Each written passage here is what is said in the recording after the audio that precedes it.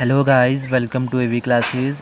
आज हम कक्षा 10 की प्रश्नावली 3.4 में विलोपन विधि यानी एलिमिनेशन मेथड पर डिस्कस करेंगे कि एलिमिनेशन मेथड यानी विलोपन विधि होती क्या है और ये वर्क कैसे करती है। तो गाइस, आप नाम से समझ गए होंगे विलोपन मीन्स क्या होता है, किसी भी पद को विलुप्त कर देना, और एलिमिनेशन मीन्स किसी भी टर्म को एलिमिनेट कर देना। तो चलिए चलते हैं इसकी क्रियाविधि यानी वर्किंग रूल की ओर कि इसकी क्रियाविधि है क्या। तो क्रियाविधि क्या है इसकी, पहला पॉइंट क्या है क्रियाविधि का। सबसे पहले क्या है कि समीकरण युग्म के दोनों समीकरणों को लिखिए। सबसे पहले क्या कर लेना है, समीकरण युग्म के दोनों समीकरणों लिख लेना है। सेकंड पॉइंट में क्या कह रहा है कि गुणा या भाग की रीति से किसी एक चर x अथवा y के गुणांक दोनों चरों में समान कर लीजिए।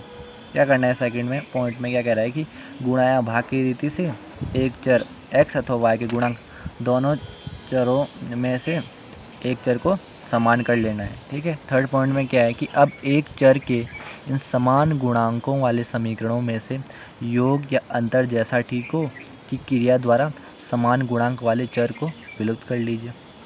अब जो ऊपर सेकंड पॉइंट में क्या किया था, हमने गुणा या भाग की रीति से एक चर के गुणांकों को जो समान किया था उससे हमने क्या करना है, योग या अंतर जैसा ठीक हो उसकी विधि से क्या करना है, इसे एक टर्म यानी पद को विलुप्त कर देना है। फोर्थ पॉइंट में क्या कह रहा है कि परिणामी समीकरण एक ही चर में रह जाएगा। क्या हो जाएगा, जब एक टर्म यानी पद विलुप्त हो जाएगा तो एक ही पद बच जाएगा, यानी एक ही चर में आ जाएगा। तो क्या होगा, परिणामी समीकरण एक ही चर में रह जाएगा।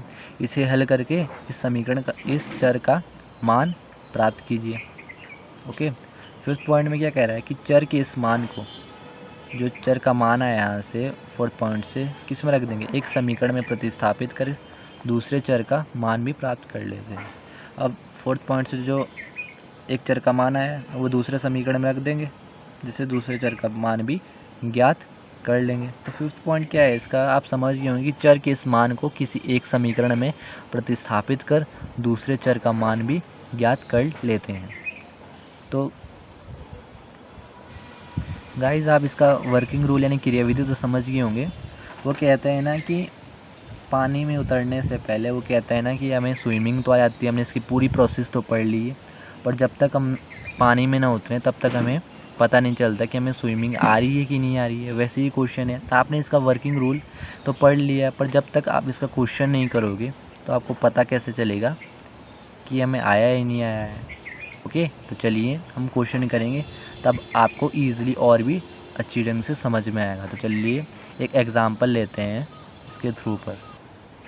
तो चलिए हमने एक एग्ज़ाम्पल ले लिया इसके थ्रू पर। दो समीकरण युग्म दिए हुए हैं, इसे हमें विलोपन विधि यानी एलिमिनेशन मेथड से सॉल्व करना है। तो सॉल्यूशन में चलेंगे।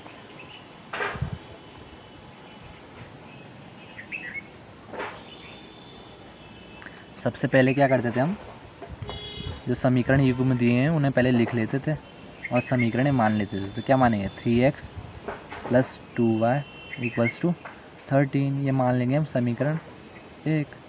दूसरी समीकरण क्या मानेंगे, 2x + 3y = 12, ये मान लिया हमने समीकरण नंबर 2। क्या मान लिया हमने, समीकरण नंबर 2 मान लिया। अब क्या करते थे हम, इसके वर्किंग रूल में क्या था, पहले दोनों समीकरणों लिख लेते थे। सेकंड पॉइंट में क्या करते थे, गुणा या भाग की रीति से एक चर x अथवा y के गुणांक दोनों चरों में समान कर लीजिए।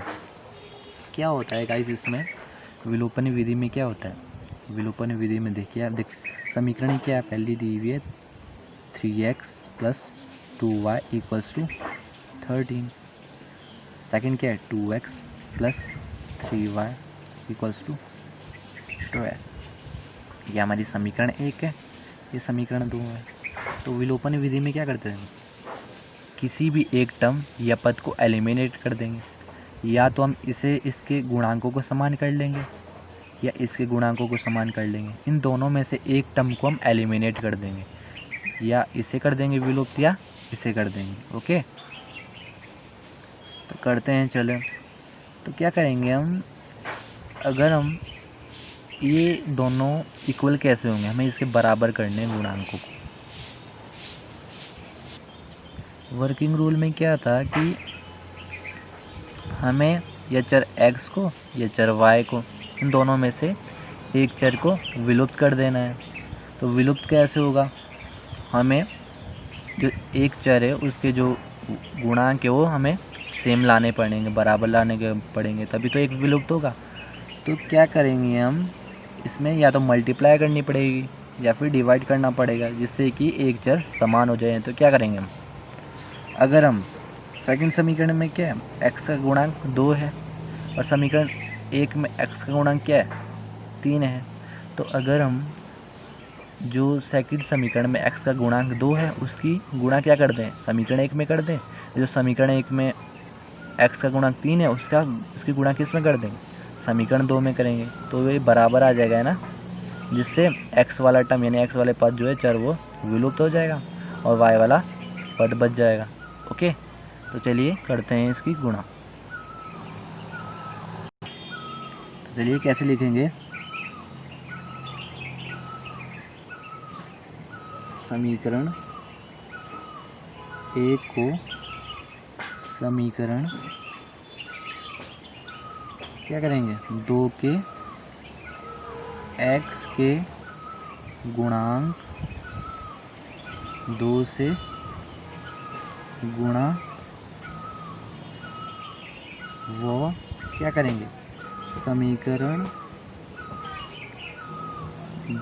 2 को क्या करेंगे, समीकरण 1 के x के गुणांक 3 से गुणा करने पर। तो चलिए करेंगे गुणा। क्या करिए हमने, जो समीकरण 2 में x का गुणांक क्या है 2, इसकी मल्टीप्लाई कर दी हमने ऊपर, और जो समीकरण 1 में x का गुणांक क्या है 3, इसकी मल्टीप्लाई कर दी हमने नीचे। तो जब भी आपको पता होगा रूल, जब भी हम किसी समीकरण में गुणा करते हैं तो बोथ साइड होती है, इक्वल्स टू को उधर भी होती है, दोनों तरफ होती है। तो कर देंगे मल्टीप्लाई।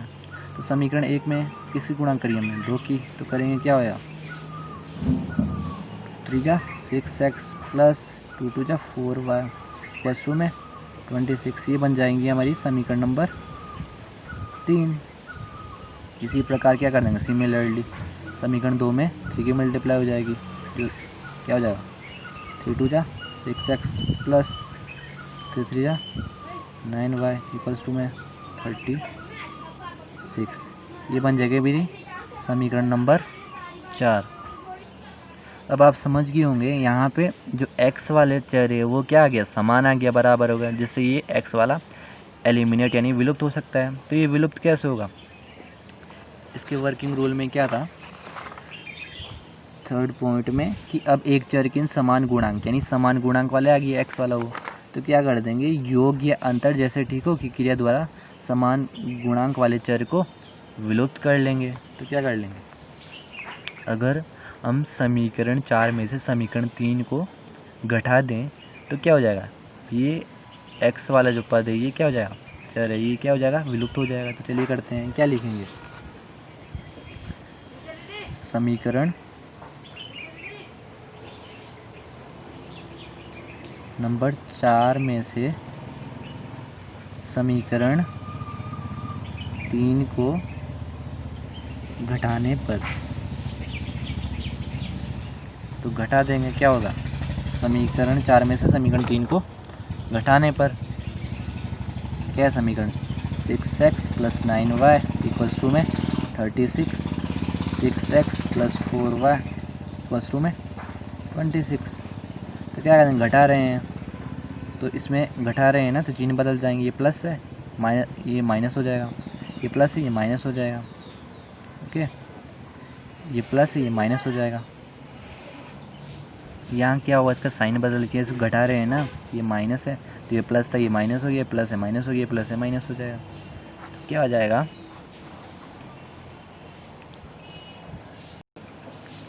प्लस का 6 है माइनस का 6x है, ये कट जाएगा, प्लस का 9y माइनस का 4y है, तो ये क्या हो जाएगा, प्लस का माइनस करके क्या आ जाएगा 5y इक्वल्स टू में प्लस का 36 है माइनस का 26 है, माइनस करके क्या आ जाएगा 10 आ जाएगा।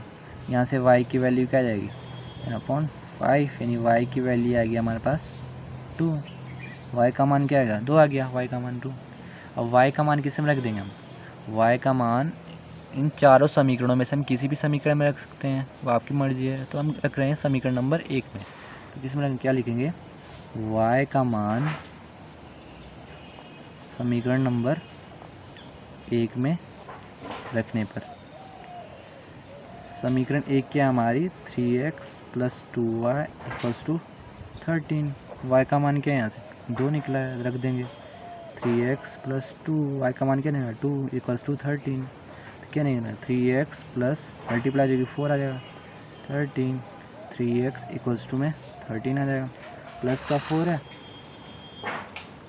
इक्वल्स टू के उधर जाके क्या हो जाएगा माइनस का 4, 3x = माइनस कर दो कितना है 9 आ गया। तो x = 9/3, तो x = कट जाएगा 3 बार। दोनों वैल्यू हमारी निकल चुकी है, x का मान 3 आ गया है, y का मान क्या है 2। लास्ट में क्या लिखेंगे, अतः समीकरण युग्म के हल क्या है, x = 3 और y = 2। ये रहा हमारा फाइनल आंसर। तो आई होप ये क्वेश्चन आपको समझ में आएगा।